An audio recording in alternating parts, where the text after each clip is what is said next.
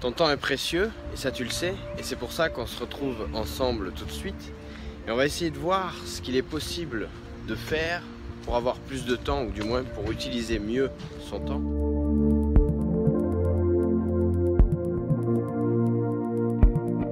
Mais pour ça, il y a une chose impérative que tu dois savoir, c'est que tu dois passer à l'action. Moi je vais pouvoir t'aider, je vais pouvoir essayer de faire le plus que je peux, et ça c'est ce que j'aime faire, donc je vais m'efforcer de le faire du mieux que je peux aussi. Mais la seule vraie façon d'avoir des résultats, c'est que tu passes à l'action, c'est que tu arrives vraiment à mettre en application tout ce qu'on va voir. Pourquoi j'ai fait cette page, pourquoi j'ai fait la Time Master School? Parce que selon moi, c'est impératif de passer par ce genre d'étape. Peut-être que tu as eu déjà plusieurs types de formations. Peut-être que tu t'es déjà posé la question aussi de prendre un coaching. Peut-être que ça n'a pas fonctionné. Enfin, du moins, si tu es déjà revenu sur cette page-là, c'est que ça n'a pas fonctionné. Et le coaching, c'est vraiment le mieux que tu puisses faire. C'est vraiment le summum. Maintenant, peut-être que tu n'es pas prêt et que tu te dis que tu n'as pas encore tout essayé. Et donc tu voudrais encore passer quelques étapes avant de passer vraiment au coaching, ou peut-être tout simplement que tu n'as pas le budget, parce que le coaching, trouver un bon coach, c'est vrai que ça représente un peu de sous et que tout le monde ne peut pas forcément se le permettre. Donc c'est pour ça que j'ai créé cette chose-là dont on va parler tout de suite ensemble. J'ai créé ici un système intermédiaire entre les formations, les livres, etc. et le coaching. Pourquoi? Parce que le propre du coach, c'est de poser des questions. Poser des questions, poser les bonnes questions, s'efforcer de faire émaner la solution de ta personnalité, de ta part. Et c'est la meilleure façon d'apporter une solution, c'est que ce soit toi-même qui la trouve, parce que du coup, tu adhéreras à cette solution et tu auras envie de t'y tenir longtemps. Donc ce que j'ai fait ici, c'est que j'ai condensé, j'ai concentré, j'ai réalisé ce que tous les coachs font, c'est-à-dire ce que je fais aussi en coaching, c'est des questions, un questionnement. En fait, le propre du coach, c'est de poser des questions et à partir de ces questions, d'amener des éléments de réponse, d'amener des informations, mais surtout, ou de reposer, de repréciser les questions. Mais surtout, ce qui va faire le coach, c'est poser des questions et faire naître les réponses dans ta tête.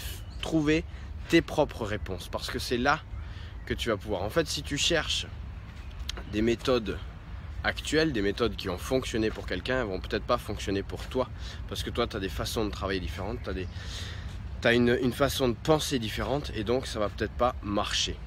Donc moi, ce que je vais faire, ce qu'on va faire ensemble, c'est que je vais te poser des séries de questions auxquelles il va falloir répondre. Alors attention, encore une fois, ces réponses, elles vont pas forcément te plaire, parce qu'en général, ce sont des questions qu'on n'a pas envie de se poser, parce qu'on imagine connaître les réponses, et du coup, on n'a pas envie, vraiment pas envie de se les voir écrites et de se les voir posées. Donc, je vais te poser des questions parfois un peu osées.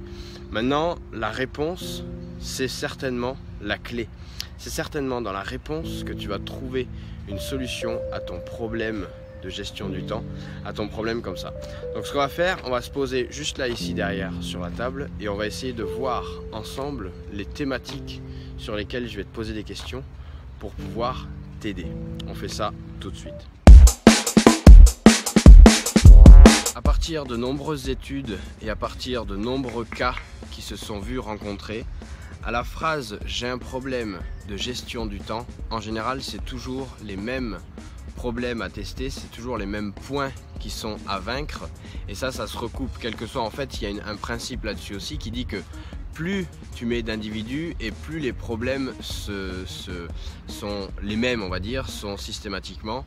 Il y a des pourcentages comme ça qui existent, et en général les problèmes sont souvent les mêmes. Donc là, j'ai repris une liste, je crois qu'il y en a 11. Ça crée ainsi des thèmes sur lesquels on va pouvoir travailler, et chaque semaine on va travailler vraiment sur un thème bien particulier. Tu n'es pas obligé de suivre tous les thèmes, tu vas pouvoir déterminer quel thème t'intéresse et on va ensuite travailler vraiment dessus sous forme de, encore une fois, coaching question, c'est-à-dire que je vais être là pour te poser les questions. Il suffira que tu y répondes. Tu auras un guide également pour t'aider à répondre aux questions.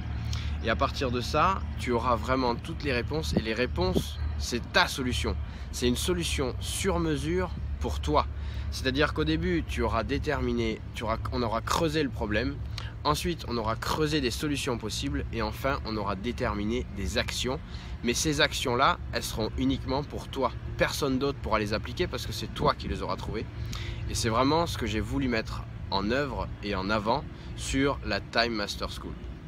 Donc la première chose sur laquelle on va bosser, enfin la première chose, je ne sais pas si ça va être dans cet ordre-là, mais en tout cas le premier item là que j'ai noté, c'est arrêter de remettre les choses à plus tard. On va identifier et on va déterminer pourquoi tu remets les choses à plus tard et pourquoi en général tu as quelque chose comme ça sur le coin de ton bureau qui traîne depuis trop longtemps et que tu dois vraiment faire ou éliminer. En fait, on va déterminer de savoir si tu dois le faire ou si tu dois l'éliminer déjà. Ça, c'est la première chose. Mais surtout, pourquoi est-ce que tu remets à plus tard? Et on va arrêter de remettre à plus tard. On va voir ce qu'on peut bosser pour faire les choses directement en arrêtant de dire bon, ça je le ferai demain, ça je le ferai demain, ça je le ferai demain. En fait, tous les jours. Demain, c'est le jour formidable. C'est le jour qu'on va bannir. Dans le point suivant, on va regarder négocier et dire non. Apprendre à refuser quelque chose, c'est la base, enfin c'est une des bases, c'est tout ça c'est la base, mais c'est un des principes fondamentaux de ta gestion du temps. Si tu ne sais pas dire non, tu n'auras jamais la maîtrise de ton temps. Si tu ne sais pas négocier un délai ou refuser quelque chose, c'est la porte ouverte à te faire voler ton temps. Tu en es conscient et on va voir ensemble exactement comment faire pour refuser et ce que tu peux faire, toi. Reprendre la maîtrise de ces actions, c'est-à-dire qu'on va passer vraiment en revue tout ce que tu fais au quotidien, toutes les tâches que tu fais exactement et on va en éliminer une grande partie. C'est toi-même qui vas choisir, parce que à chaque tâche, on va se poser une série de questions qui va te permettre de déterminer si c'est vraiment à toi de le faire ou pas. Et c'est aussi simple que ça, éliminer de ces actions-là qui ne sont pas vraiment de ton ressort, ça va te permettre de reprendre, enfin c'est évident, ça coule de source. Se contenter d'une finition suffisante, ça c'est le perfectionnisme, donc c'est un peu le mal, je ne sais pas si tu en fais partie. Moi personnellement, c'est pas un problème qui m'affecte, j'ai même plutôt tendance à aller vite sur les finitions une fois que la chose fonctionne. Tu l'as peut-être vu sur mon site, etc. Donc il faut que ça taille, mais je sais qu'il y a beaucoup de gens qui ont ce problème-là et on va déterminer en fonction de ton métier exactement ce que tu dois conserver et ce que tu dois éliminer comme niveau de finition. On va déterminer vraiment ce qui est important dans la valeur que tu livres, le niveau de finition que tu dois rendre par rapport à cette valeur-là. Si tu es plutôt, enfin on le verra si tu es plutôt technique, si tu es plutôt créatif, si tu es plutôt visuel, etc. Tout ça doit vraiment avoir son propre niveau de finition. Parce que si tu t'accordes trop de temps à la finition, tu sais bien, ça prend, je l'ai dit, si tu accordes trop de temps, voilà, c'est trop tard. Savoir appréhender le succès et l'échec. Parce que, tu l'as peut-être remarqué, il y a beaucoup de gens, peut-être que c'est ton cas, ça a été mon cas pendant un moment, maintenant j'ai travaillé beaucoup là-dessus, qui ont du mal avec le fait d'avoir du succès. N'arrivent pas à reconnaître le fait qu'ils ont réussi quelque chose. Et il y a autre chose aussi, c'est que par rapport à l'échec, ça te bouffe parfois quand tu rates quelque chose. Quand tu connais un échec, quand tu connais une situation où tu essuies un refus, où tu essuies un échec, quelque chose qui ne marche pas, ça t'affecte vraiment profondément, tu le prends pour toi et tu mets plusieurs jours parfois à t'en remettre. Alors que l'échec, c'est la base du succès. Il n'y a pas de succès sans échec. Et ensuite, savoir reconnaître ses succès, savoir valider ses succès, être fier de ses succès, c'est quelque chose qui va être important aussi. Un autre point qui est un petit peu en relation avec négocier et dire non, c'est savoir quand dire non. Il y a des choses qu'on a la possibilité de refuser et d'autres choses non. Savoir quand dire non, ça va être une thématique importante également dans toutes celles-ci parce que il y a des fois effectivement où tu as la possibilité de refuser, d'autres fois où tu n'as pas la possibilité. Mais il va falloir faire preuve de discernement pour savoir exactement quand est-ce que tu peux et quand est-ce que tu peux pas. Et c'est important et intéressant. Et on va voir aussi que même quand tu peux pas, peut-être que là sur le moment tu peux pas, mais si la situation identique doit se représenter plus tard, tu auras mis en place des choses pour pouvoir les refuser. Et ça va être intéressant et important. Savoir alléger sa tâche de travail, ça paraît couler de source également, mais il y a beaucoup de solutions possibles.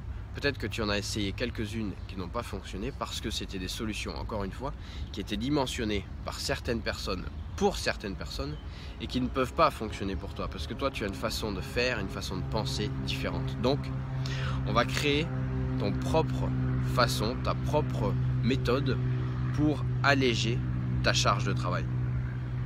On va apprendre à planifier. Je ne refais pas ici l'apologie, encore une fois, de la planification, mais c'est intéressant et important. Ça peut être une contrainte. Il y a beaucoup de gens qui vont te dire c'est extrêmement important. Il y a beaucoup de gens qui vont te dire c'est de la connerie parce que ça te fait perdre énormément de temps. Moi, je te propose une planification. Enfin, encore une fois, je te propose une série de questions qui vont t'amener à planifier de la façon dont tu as l'habitude et l'envie de faire. Ça veut dire que tu pourras faire, si ça te correspond, tu feras peut-être une planification très lourde et complète. Si ça ne te correspond pas, tu feras peut-être quelque chose de très léger. Mais il faut avoir une vue d'ensemble, il faut savoir ce qu'on veut faire demain, après-demain, etc. Il faut avoir mis des jalons en place. Une planification, c'est pas forcément avec des dates. Ça peut être aussi juste une liste dans l'ordre. Et tu vas prendre dans l'ordre. Et plus tu en fais, plus tu avances vite et plus tu en fais chaque jour, plus tu avances vite et moins tu en fais chaque jour, plus c'est long. C'est tout simple. Et c'est un peu ce que j'utilise en ce moment parce que tu sais, au moment où je tourne cette vidéo, donc je suis en train d'avoir mon 4e bébé, donc au niveau planning à la maison c'est un peu compliqué et intense. Je fais pas toujours ce que je veux de mon temps, malheureusement. Pourtant, je te montre ça, mais ce que j'ai créé donc, c'est un ensemble de tâches comme ça qui sont listées les unes sous les autres, ok ? Et je fais un certain nombre de tâches tant que j'ai la possibilité de le faire, et je m'arrête, et ensuite je reprends plus tard. Et si j'arrivais à faire toutes les tâches d'un coup d'un seul, en une semaine, j'aurais avancé de ouf, j'aurais avancé de 6 mois. D'accord ? Mais c'est pas forcément ce que j'ai la possibilité de faire et j'ai choisi d'accorder du temps à ma famille. Donc je mets un petit peu entre parenthèses cette partie-là. Donc je fais comme ça et ça avance. Des fois ça avance beaucoup, des fois ça avance un petit peu, mais ça avance tranquillement. J'ai pas besoin d'être pressé là-dessus. Qualifier l'urgence et l'importance. Ça c'est carrément moi qui l'ai tourné autrement parce que la problématique c'est pas exactement ça, mais la problématique, c'est savoir discerner l'urgent de l'important, savoir quoi faire quand c'est urgent et important, savoir quoi faire quand c'est pas urgent, pas important, etc. Mais moi, je pense, et je suis convaincu que ton problème, en tout cas c'était le mien, et c'est encore le mien, c'est de savoir ce qui est urgent et ce qui est important. Déjà, quand tu sais ça, tu as fait les 2 tiers du travail. Après, savoir quoi faire quand c'est urgent, important, tu sais, c'est la matrice Eisenhower, je te l'apprends pas ici, mais donc, savoir qu'est-ce qui est urgent, et qu'est-ce qui est important pour toi, pas dans un système complexe, pas dans un système créé par quelqu'un d'autre, dans ton propre système à toi, ce qui est urgent et ce qui est important. On va déterminer ça exactement. Savoir définir ses objectifs et les garder en vue. Alors sur ça, j'avais pris régulièrement cette image et je l'aime particulièrement bien. Quand tu prends ta voiture pour aller quelque part, tu saisis l'adresse dans ton GPS, tu es d'accord avec ça, dans ta carte, dans ton téléphone, dans Google Maps, dans ce que tu veux. Tu saisis le point où tu veux aller et ensuite tu suis l'itinéraire pour y aller. Si jamais tu fais pas ça, tu te lances sur la route et tu sais pas où c'est. Ben, du coup, tu pars dans la nature, tu roules, tu sais pas exactement où tu vas, tu sais pas exactement où tu vas arriver. Peut-être que la route est jolie, peut-être que la route, parfois tu vas te perdre un petit peu, tu seras obligé de t'y reprendre à plusieurs fois, etc. Mais ce qui est principalement la problématique, c'est que tu sais pas où tu vas. Donc c'est ça, un objectif. Un objectif, c'est l'endroit où tu vas. Ensuite, l'itinéraire, c'est une autre chose. Ça fera partie aussi du questionnement, mais principalement définir l'objectif, c'est là où tu vas. Aujourd'hui, si tu sais pas où tu vas dans ta vie, si tu sais pas où tu seras dans 5 ans, dans 10 ans, c'est mort. Il n'y a pas de possibilité de gérer ton temps si tu sais pas ce que tu veux au final. Et ça, on le verra encore une fois, ce sera tes propres objectifs selon ton système. Et le dernier point, c'est de développer une communication efficace. Et j'ai regardé un contenu récemment qui me disait effectivement qu'il n'y a rien d'autre que de la communication. La relation humaine, c'est de la communication. La vente, c'est de la communication. Proposer ses idées, c'est de la communication. Défendre, savoir négocier et dire non, c'est de la communication. Appréhender le sujet, l'échec, c'est de la communication avec soi-même. Développer une communication efficace. Il n'y a que ça, communiquer. La communication, c'est le nœud, c'est le cœur, c'est la base. Si tu sais bien, si tu sais choisir les bons mots et les bonnes intonations, tu sauras exactement comment te débrouiller. Et moi, je suis en train beaucoup de travailler là-dessus.